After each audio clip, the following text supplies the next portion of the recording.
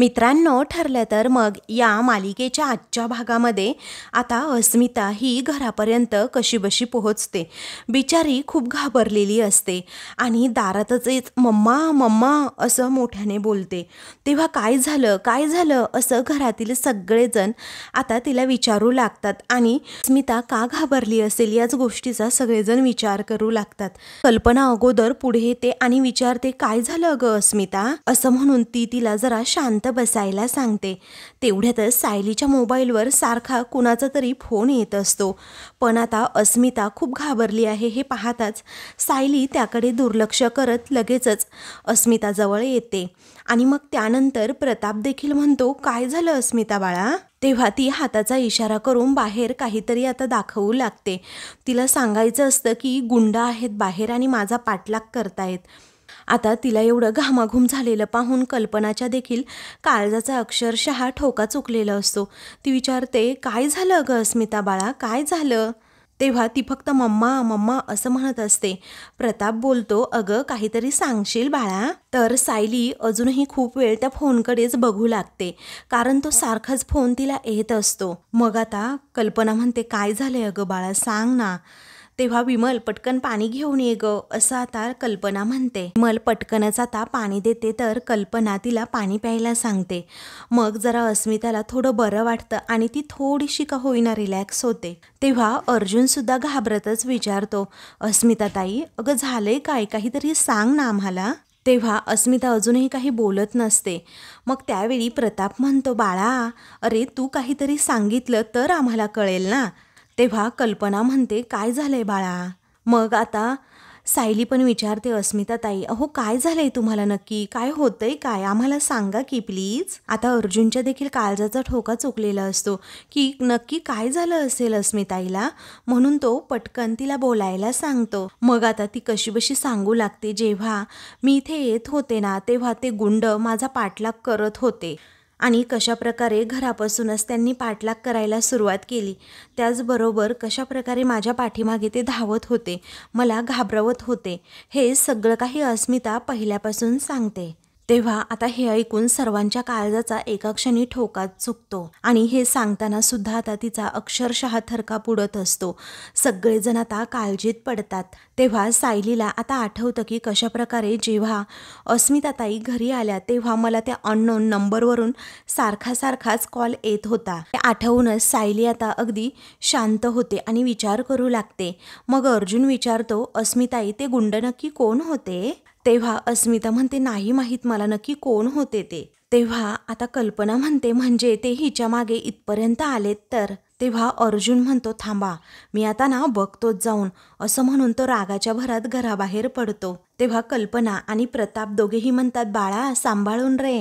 तो आता धावतच पार गेटच्या बाहेर जातो आणि नक्की ते गुंड कोण होते याचा शोध घेऊ लागतो, पण त्याला घराच्या आसपास तेथे कुणीही दिसत नाही, कारण ते गुंड आता दुसऱ्या गेटच्या तेथे लपून बसलेले असतात। तेव्हा अर्जुन आता तेथून जातो ना तेव्हा ते लगेचच तेथून बाहेर येतात, तेथून लगेचच पळून जातात। त्यानंतर अर्जुन आता घरात येतो। तेव्हा सायली विचारते, काय हो ते गुंड आहेत का हो अजून बाहेर। तेव्हा अर्जुन म्हणतो, नाही ना बाहेर तर कुणीच नाहीये। तेव्हा विमल विचारते, दादा पण मला एक कळत नाही, ते गुंड नेमकं आपल्या अस्मिता ताईचा पाठलाग का करत असतील। तेव्हा सायली सुद्धा सांगते, अस्मिता ताई जेव्हा घरी आल्या होत्या ना तेव्हा माझ्या फोनवर कुणाचा तरी अननोन फोन येत होता, असं म्हटल्याबरोबरच सर्वांना धक्का बसतो। मग पुढे ती म्हणते की माझी पूर्णपणे खात्री आहे की तो कॉल, तेव्हा तो कॉल काय।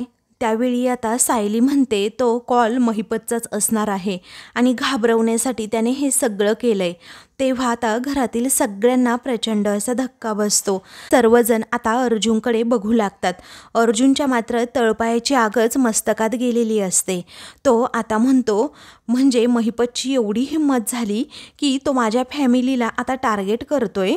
तेव्हा सायली सुद्धा रागाच्या भरात मग विचारते, पण त्याची हिंमतच कशी होते हो आपल्या घरच्यांना टार्गेट करण्याची, त्याचबरोबर त्रास देण्याची। तेव्हा अर्जुन म्हणतो यापुढे ना त्याची हिंमत होणारच नाही, कारण मी आत्ताच पोलीस कंप्लेंट करतो आणि कमिशनर साहेबांबरोबर ना मी स्वतः बोलतो. तेव्हा असं म्हणून तो फोन करणार तेवढ्यातच प्रताप म्हणतो अर्जुन थांब बाळा, अरे आपल्या हाती जर पुरावे नसतील तर आपण कुठलंही पाऊल उचलायचं नसतं म्हणून तर आपल्या घरावर दगडफेक करून सुद्धा आपण त्या महिपतवर पोलीस कंप्लेंट केली नव्हती, कारण आपल्याकडे पुरावे नव्हते.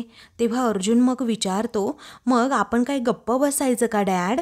तेव्हा सायली म्हणते अहो मला सुद्धा तेच वाटतंय, कारण पुराव्याशिवाय आपण त्याची तक्रार नको करायला आता, कारण उलट तो मग सावध होईल आणि त्याचा राग वेगळ्याच मार्गाने काढेल उगीच. तेव्हा अस्मिता म्हणते अर्जुन प्लीज हे प्रकरण आता नको वाढवूस बाबा.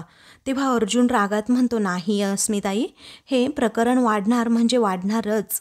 मी आता घाईमध्ये नक्की कोणतीही स्टेप घेणार नाहीये, पण एकदा का महिपतला अटक होऊ दे, तेव्हा माझ्या हातात एवढे पुरावे असतील ना की तो अजिबातच सुटू शकणार नाही, असं अर्जुन आता अगदी शपथ घेऊनच सांगतो आणि घरच्यांना प्रॉमिस देखील करतो की त्याचे हे कारनामे ना काही दिवसात थांबणारच आहे, कारण त्याला अटक होणार. मग आता सायली म्हणते मी कॉफी करते हा तुमच्यासाठी. तेव्हा अस्मिता म्हणते नको नको थांब, मला ना कॉफी वगैरे काहीही नको आहे, कारण आपण आज सायली डे सेलिब्रेट करणार आहोत ना, मग तू आता काहीही करायचं नाही. तेव्हा सायली जरा वैतागूनच म्हणते बस करा आता तो सायली डे, आणि मला या दिवसाची ना अशी आठवणच नको आहे. अस्मिता ताई मी तुम्हाला ना हात जोडून विनंती करते, तुम्ही तुमच्या या अवस्थेमध्ये कुठलाही धोका पत्करू नका प्लीज, आणि जोपर्यंत आपण महिपतला तुरुंगात पाठवत नाही आहोत तोपर्यंत प्लीज तुम्ही घरातनं असं बाहेर पडू नका. तेव्हा अस्मिता आता सायलीजवळ जाते आणि म्हणते सायली असं नाही चालणार हा, आणि मी अशी घरात बसून नाही राहू शकत. अगं तुझ्यासाठी म्हणून आज सगळ्यांनी एवढे प्लॅन केलेत आणि ते जर कॅन्सल झाले तर मला नाही चालणार हा. तेव्हा सायली आता म्हणते अस्मिता ताई प्लीज जे काही ठरलंय ते आपण पुन्हा कधीतरी करू ना. तेव्हा अस्मिता म्हणते नाही म्हणजे नाही, आणि जर सायली डे कॅन्सल होणार असेल तर मी आपली चालले घरी, असं अस्मिता म्हणते. तेव्हा आता सायली खूपच घाबरते आणि म्हणते प्लीज अस्मिता ताई तुम्ही इथून कुठेही जाऊ नका, आपण सगळं तुम्हाला हवंय ना तसंच करूयात, पण प्लीज तुम्ही बाहेर पडू नका हा, अशी हात जोडून ती विनंती करते.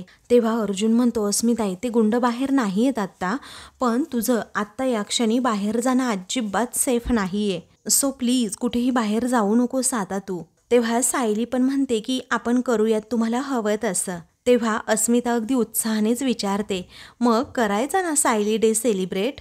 सायली आता आनंदानेच म्हणते की हो करूयात आपण सायली डे सेलिब्रेट. मग आता अस्मिता म्हणते आता आपण सगळी भीती विसरूया आणि एन्जॉय करूयात. सायली आता अर्जुनकडे बघते तर अर्जुन इशारा करून सांगतो अस्मिताईच्या मनासारखं होऊ देत. दुसरीकडे आता सुमन ही नागराजचा पाठलाग करत असते, कारण आता तिला पाहायचंच असतं की हा नक्की महिपतलाच भेटतोय की काय, आणि महिपतचं घर अजूनपर्यंत तिला माहीत नसतं म्हणून नागराजची गाडी पुढे, तर सुमन आता रिक्षातूनच त्याचा पाठलाग करत करत ठिकाणी येतात. मग आता लगेचच नागराज हा आपली गाडी थांबवतो आणि महिपतच्या बंगल्यामध्ये शिरतो. तर एका झाडाच्या आड लपून सुमन हा सगळा प्रकार बघत असते, पण हा भामटा नागराज नक्की कुठे जातोय याची कल्पना अजूनही तिला नसते. म्हणूनच ती थोडी पुढे येते आणि गेटजवळ जाऊन आतमध्ये डोकावते, पण सध्या तरी तिला आता तिथे कुणीही दिसत नसतं. मग आता ती विचार करू लागते नक्की हे कुठे आले आहेत, कुणाचं घर आहे हे. मग तेवढ्यातच तेथे एक माणूस आता रस्त्याने चाललेला तिला दिसतो. तेव्हा ती म्हणते थांबा ना दादा, 1 मिनिट थांबा, मला सांगा हे कुणाचं घर आहे हो, तुम्हाला माहिती आहे का हो याबद्दल? तेव्हा हा बंगला साक्षी कन्स्ट्रक्शन मालकाचं असल्याचं ते दादा सांगतात. मग आता नाव काय त्यांचं, असं सुमन बिचारी विचारते. तेव्हा आता त्यांचं नाव महिपत शिखरे असल्याचं ते दादा सांगतात. त्यामुळे सुमनच्या पायाखालची जमीनच सरकते आणि धक्क्यानेच ती आता शॉक होऊन त्या बंगल्याकडे बघत राहते. आणि आता तिची पूर्णपणे खात्री पटलेली असते की म्हणजे महिपत बरोबर अजूनही हे कॉन्टॅक्ट ठेवतात आणि त्यांच्या घरी येणं जाणं सुरू असतं. दुसरीकडे बिचारी प्रतिमा ही एकदमच शांत बसलेली असते, कोणत्या तरी विचारात असते. रविराज तेथे पेपर वाचत आपला बसलेला असतो आणि तो प्रतिमाकडे खूप वेळ पाहत मग न राहून विचारतोच, प्रतिमा अगं काय ग, कसला विचार करतेस? तेव्हा ती म्हणते, अहो मी ना सुमनचा विचार करतीये. आता बघा ना तुम्ही, मगाशी ती फळं आणायला म्हणून बाहेर गेली आणि अजूनही आली नाहीये. काय हो, तुम्हाला सुद्धा माझ्यासारखं काही जाणवत नाहीये का? आणि तुम्हाला तिच्या वागण्यातला बदल दिसत नाहीये? तेव्हा रविराज म्हणतो, तिच्यात झालेला बदलही जाणवतोय आणि त्याचं कारणही कळतंय मला. मग प्रतिमा विचारते, काय आहे नक्की कारण? तेव्हा रविराज म्हणतो, तिचा नवरा, दुसरं काय कारण असणार? अगं प्रतिमा, तो सुमन बरोबर कसा वागतो हे आपण पाहिलंच आहे ना. कारण कधी प्रेमाने वागतो, कधी दुर्लक्ष करतो आणि अगदी तुसडेपणाने सुद्धा वागतो. कधीही येतो, कधीही जातो, काहीही कळत नाही. आणि उद्योगधंद्याचं म्हणाल तर काहीही करत नाही, पण रोजच कुठल्या तरी मीटिंगला जातो असं म्हणत असतो. पण हा नक्की कसल्या मीटिंगला जातो ना, कुणास ठाऊक. मला सांगू प्रतिमा, मी नागराजला आयुष्यभर पोसायला तयार आहे, पण सुमनला त्याची बायको म्हणून त्याचं हे असलं वागणं खटकत असणारच ना ग. तेव्हा प्रतिमा विचारते, मग तुम्हाला इतक्या वर्षात असं काही नागराज भाऊजींबद्दल सांगितलंय का तिने? तेव्हा रविराज हसूनच म्हणतो, नाही ग, कधीच नाही सांगितलं. कारण ती बिचारी आपल्या नवऱ्याच्या विरोधात ना एक अक्षरही कधी बोलणार नाही. पण तुला सांगू, तिला ना त्रास नक्कीच होत असणार आहे. मग आता प्रतिमा म्हणते, सुमन बरोबर ना एकदा शांतपणे आपण बोलायला हवं. इकडे घरातील सगळेजण आता बसलेले असतात आणि सर्वजण सायलीकडेच बघत असतात. सायली मात्र आता बाप्पाकडे बघत असते की आमच्या घरावर हे कोणतं विघ्न आणलंस तू देवा. मग आता तेवढ्यातच अस्मिता ही तेथे येते. मग आता ती विचारते, तुम्ही असं काय करताय मम्मा? डॅड, अर्जुन, विमल इकडे या बरं. मग आता ते कुणीच जात नाही. तेव्हा ती वैतागून म्हणते, अरे इकडे या ना. मग आता सगळेजण तिथे तिच्याजवळ जातात. तेव्हा ती विचारते, तुमचं नक्की काय चाललंय? असं घरात कुणी गेल्यासारखं वातावरण का आहे? तेव्हा कल्पना म्हणते, अस्मिता, अगं तुझ्या बाबतीत जे काही घडलंय ना ते विसरू शकत नाही ग असं. मग आता अस्मिता सुद्धा समजावते, मम्मा, अगं महिपतच्या गुंडांना जर काही मला करायचं असतं ना तर त्यांनी आजच केलं नसतं का? पण मला तरी पर्सनली असं वाटतंय की त्याला ना मला फक्त घाबरवायचं होतं. तेव्हा आता अर्जुन सुद्धा म्हणतो, हो मम्मा, मला हे असंच वाटते की त्याला फक्त अस्मिताईला ना घाबरवायचं होतं. कारण त्याला असं वाटतं की तो काहीतरी करेल आणि आपण लगेच घाबरू. मग आता ती म्हणते, हो मम्मा, आता आज आपण सायली डे सेलिब्रेट करायचं ठरवलंय ना, मग असे चेहरे लटकवून नका ना बसू प्लीज. मग चला बरं, आता मूड चेंज करा असं ती सर्वांना सांगते. तेव्हा प्रताप म्हणतो, बरोबर आहे, चला बरं आता आपण सगळ्यांनी अगदी आनंदाने सायली डे सेलिब्रेट करूयात. आता सगळेजण प्रतापच्या हो मध्ये हो करतात. दुसरीकडे महिपतचे जे दोन्हीही गुंड असतात ते आता पुन्हा एकदा महिपतकडे येतात. तेव्हा महिपत रागातच त्यांना म्हणतो, आता जर चांगली बातमी असेल ना तरच थोबाड उचकटायचं, नाहीतर मागच्या मागे तिकडे थोबाड काळं करायचं. तेव्हा साहेब, खबर चांगली आहे आणि तुमचं काम झालंय असं तो गुंड सांगतो. आणि सुभेदाराच्या बहिणीचा अगदी घरापर्यंत आम्ही पाठलाग सुद्धा केलाय. अहो इतकी घाबरली होती ना ती, अगदी थरथर कापत होती. तेव्हा आता महिपत खूपच खुश होतो आणि म्हणतो, घाबरायलाच पाहिजे होती ती, घाबरायलाच पाहिजे होती. तरच त्या अर्जुन सुभेदाराला अन त्याच्या बायकोला सुद्धा कळेल हा महिपत शिखरे नक्की काय काय करू शकतो. तेव्हा नागराजला सुद्धा हा प्लॅन महिपतचा आता समजलेला असतो. तर आता इकडे अस्मिता ही घरातील सगळ्यांना सायलीजवळ घेऊन जाते. बिचारी सायली अजूनही अस्मिताच्याच विचारात असते. तेव्हा सायलीला कोणत्या कोणत्या गोष्टी करायला आवडतात ग असं अस्मिता कल्पनाला विचारते. तेव्हा कल्पना म्हणते, सायलीला ना गोष्टींना उजाळा द्यायला खूप म्हणजे खूप आवडतं, मग आता आपण सुद्धा तेच करायचं. तेव्हा सायली आता हसते आणि म्हणते, ते मला नक्कीच आवडेल आई. तेव्हा प्रताप म्हणतो, अगं तू या घरात आल्यापासून सगळे सण समारंभ अगदी उत्सवात साजरे केले आणि या घरामध्ये तू आनंद आणलास. तेव्हा कल्पना म्हणते, पण मीच करंटी ठरले आणि तिच्यावर असा राग धरवून ठेवला होता असं म्हणून तिचं मन तिला आता खूपच खातं आणि ती स्वतःला खूप गिल्टी फील करत असते. तेव्हा मग सायली म्हणते, आई प्लीज असं नका ना म्हणू, आपण त्या दिवसांची आठवण ना अजिबात काढायची नाही. तेव्हा अर्जुन म्हणतो, चला आता फक्त आणि फक्त चांगल्या आणि ओल्ड मेमरीज. बायको ए बरं असं म्हणून एका बोर्डजवळ तो तिला यायला सांगतो. तेव्हा आता तो बोर्ड पूर्णपणे असा छानपैकी रॅप केलेला असतो. त्याच्यामध्ये एक फ्रेम असते. मग आता सायली अगदी उत्साहानेच ती फ्रेम ओपन लागते आणि खूप एक्साइट असते की नक्की यामध्ये काय असेल. आता घरातील सगळेजण सुद्धा सायलीला हे सरप्राईज देण्यासाठी खूपच खुश असतात, एक्साइट असतात. तेव्हा आता लगेचच सायली सगळं तो त्यावरचा ते तर तिचे आणि अर्जुनचे छान छान असे फोटोज त्यामध्ये असतात, ज्यामध्ये त्यांनी जे लग्न केलं होतं त्या लग्नाचे फोटो, हनीमूनचे फोटो आणि जुन्या समारंभाचे काही फोटो, हे सगळे फोटो ती आता पाहते आणि तिला अगदी आश्चर्याचा धक्काच बसतो. तिला ते फोटोज खूप आवडतात. ती सगळ्यांकडे अगदी हसून बघते. तर आता घरातील सर्वजण सुद्धा सायलीच्या चेहऱ्यावरील हा आनंद पाहतात. तेव्हा अर्जुन खुणावूनच आता विचारतो काय कसं आहे. मग सायली आता उत्तर न देता फक्त आणि फक्त त्याच्याकडे पाहत असते. दुसरीकडे महिपत आता खुश असतो, कारण त्याच्या पंटरने ना अस्मिताला घाबरवलेलं असतं. मग आता त्यांच्या पाठीवर कौतुकाची थाप देत शाब्बास रे माझ्या पठ्ठ्यांनो असं महिपत म्हणतो. तुम्ही दोघांनीही अगदी मस्त काम केलं, पण त्या अर्जुन सुभेदाराला ना आता झोपच लागणार नाही. मग आता पुढचा वार कोणावर असेल ना मी लवकरच तुम्हा दोघांनाही सांगतो. तोपर्यंत त्या अर्जुन सुभेदाराला ना झोपू दे किंवा विचार करू दे की त्याच्या घरावर कधी कुठून वीज कोसळेल. तर आता नागराजने देखील हे सगळं ऐकलेलं असतं. तर इकडे आता अर्जुन विचारतो कसं वाटलं तुला हे सरप्राईज.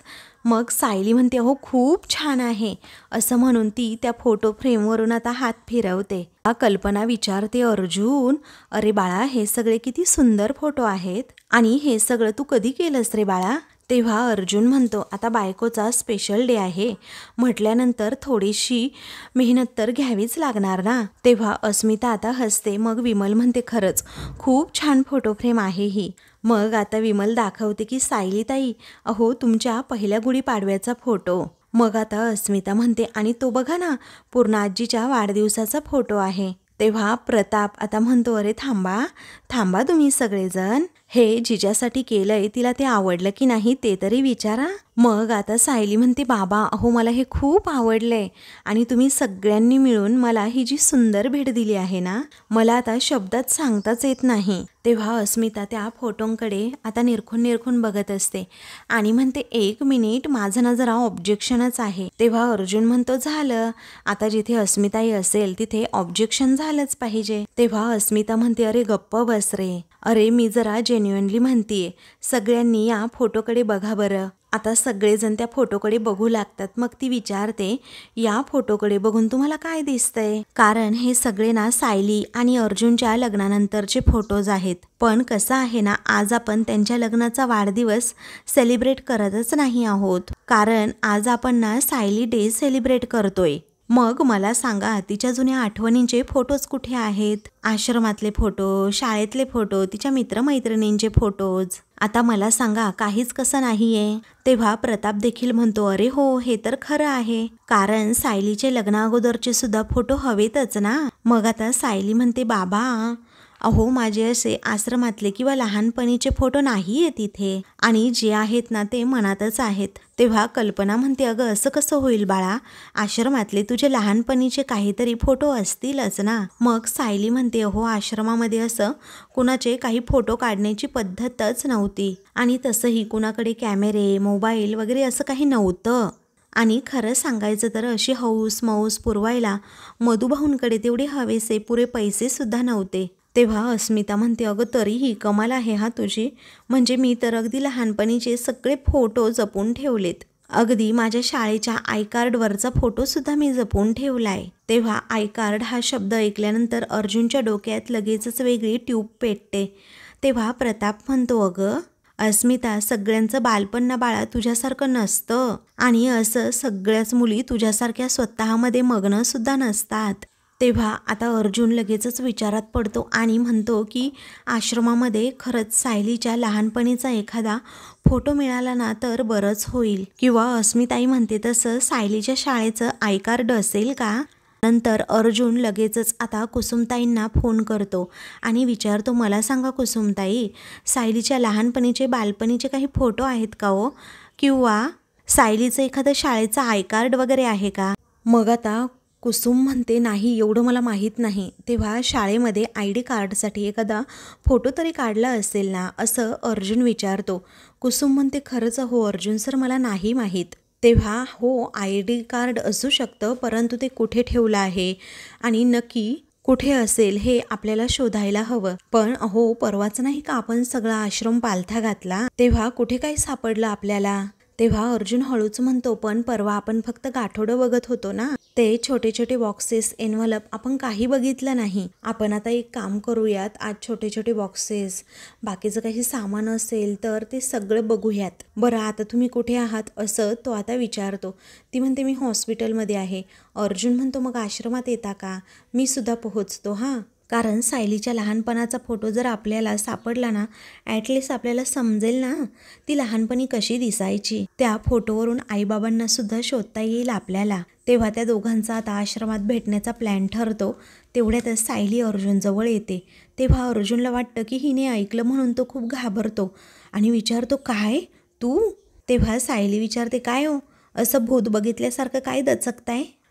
मग आता फोनवर बोलणं झालं असेल ना, तर चला आतमध्ये जेवण वाढले, सगळेजण वाट बघतायत. तो म्हणतो की मला मीटिंगसाठी जायचंय. सायली विचारते काय हो अशा अचानक मीटिंग्स ठरतात तरी कशा तुमच्या? अहो तुम्हाला वाटतं ना अस्मिताईंनी अगदी वेळेत जेवायला हवं, बाळासाठी सुद्धा चांगलं असतं ते. आणि आज सायली डे सुद्धा आहे, तुम्ही माझ्याबरोबर असं जेवणार नाहीत का मग? तेव्हा तो म्हणतो आज आपण ना एकत्र जेवण करूयात, मगच मी जातो. तेव्हा सायली खुश होते आणि त्याच्याकडे बघतच राहते. तर आता मित्रांनो पुढील भागामध्ये सुमन घरी येऊन नागराजला जाब विचारते कुठे गेला होतात तुम्ही? तो खोटं सांगतो मित्राच्या घरी. ती म्हणते कोण हो मित्र? महिपत शिखरे का? सकाळी त्याच्या बंगल्यात शिरताना मी बघितलं ना तुम्हाला. हा नागराज आता खूपच घाबरतो. दुसरीकडे अर्जुन कुसुमताईला विचारतो सापडला का फोटो? तेव्हा ती म्हणते सायलीचं ओळखपत्र सापडलंय पण फोटो नाही. मग ते ओळखपत्रच आता अर्जुनकडे ती देते. तर इकडे अर्जुन ते आय कार्ड घरी घेऊन येतो आणि म्हणतो फायनली सायलीच्या शाळेचं आय कार्ड सापडलं. सायली तिथे येताच तो लगेचच लपवतो. मग सायली आता नंतर अर्जुन गेल्यावर पाहते आणि म्हणते माझ्या शाळेचं आय कार्ड आणि यांच्याकडे. अशाच मालिकेंचे पुढील भाग पाहण्यासाठी चॅनलला सबस्क्राईब करा.